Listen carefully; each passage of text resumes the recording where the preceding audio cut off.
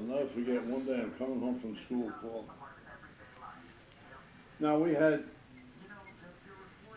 I don't know if you remember, above the third floor windows was a metal cornice. Now over the years, it started to deteriorate. You had to maintain that. It was made out of tin. It was a metal, like, came right off the building, above the third floor windows. And on top of the roof, there was a wall which was about this wide, about 2 feet. There's a wall 2 feet This wide. Dextera's name is Fly Guy, I come around the corner, codenamed like yesterday, Seneca buzzes Avenue. like an old fluorescent My bulb. man is standing on top of this wall, which is 2 feet wide,